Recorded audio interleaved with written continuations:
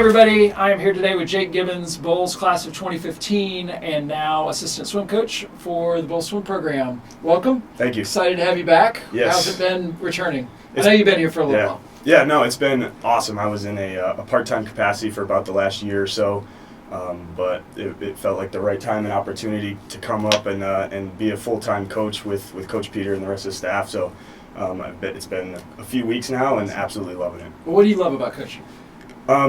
Well, to back up a little bit, I was a student athlete myself. Honestly, I never even considered coaching when I was swimming, but had an opportunity to volunteer with my college team the year after I graduated, and fell in love pretty quickly. I loved being still close to the sport, but being able to pass on that experience that I had as an athlete to other athletes that were very close in age, and I felt like I could relate to. So a jump here, going full time and working at Bulls and the historic program, it is. But my own experience here as a student, it's been awesome. I just love to be able to connect with the kids at that level. You were here for 2 years, and then you went to A&M. Correct. And you swam there. Correct. And so it sounds like a lot of what you're talking about is being part of that team experience and part of something, chasing after an overall goal rather than an individual goal. Sure. And then being able to connect with the swimmers. 100%. That was really a passion I developed here at Bulls. I moved from Connecticut after my sophomore year of high school. I was the big fish in a little pond up there. There was just a few other kids on my team that were at the same level that I was, so we didn't have that team pursuit necessarily.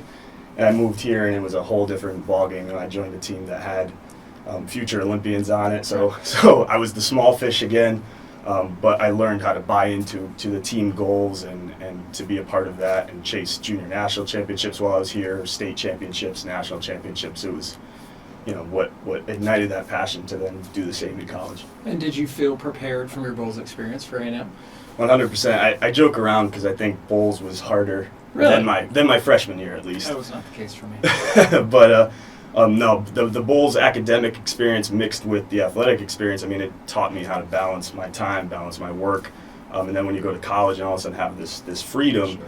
I think granted the physical work of college swimming was a little bit more difficult, but I had dealt with a very difficult schedule here, so I was very prepared. Sure. And I know you're not going to remember them all, but there are teammates, classmates from Bulls, coaches. Is there anybody that stands out as somebody that really impacted you, or you still keep in touch with today? Sure. Uniquely, my coaches here at Bulls have gone on to do amazing things, and I followed one of them.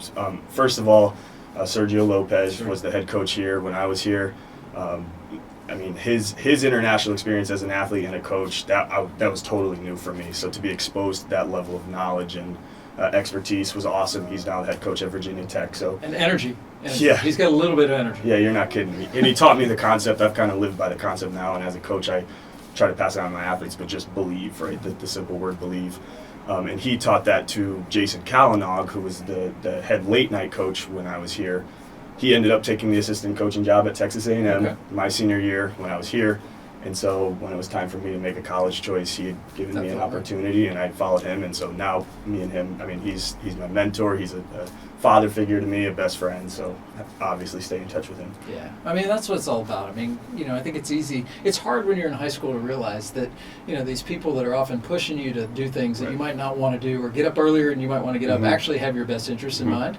And they're playing such a role, and then being able to thank them and reach back out, I think, is really important. And then, I'm actually super jealous of the fact that you're back, sort of paying it forward to the people that are here now. Now they're looking up to you the way you looked up to other people. Yeah, and that's really the goal, and that's what makes coaching so awesome, right? Because I was on the other end of that very recently.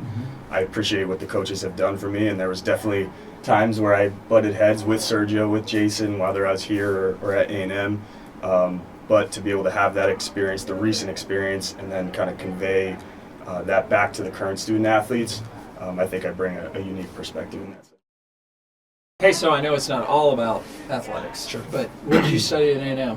What's your passion there? So undergrad, I did political science, and then I was able to pursue a master's degree through the Bush School at Texas A&M.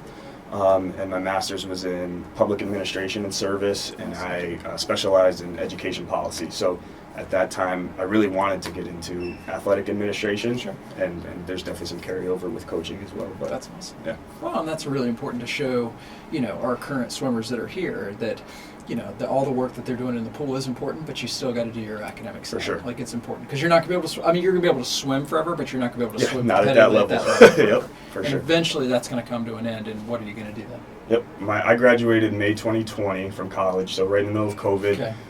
A great opportunity came up to volunteer assistant Okay. coach at A&M. But then after that season, I moved to Jacksonville to pursue an opportunity with a company called Extra Point Group. Okay. And my focus was to lead this athlete division. And what the business really came down to was helping former college and professional athletes transition to careers after sport.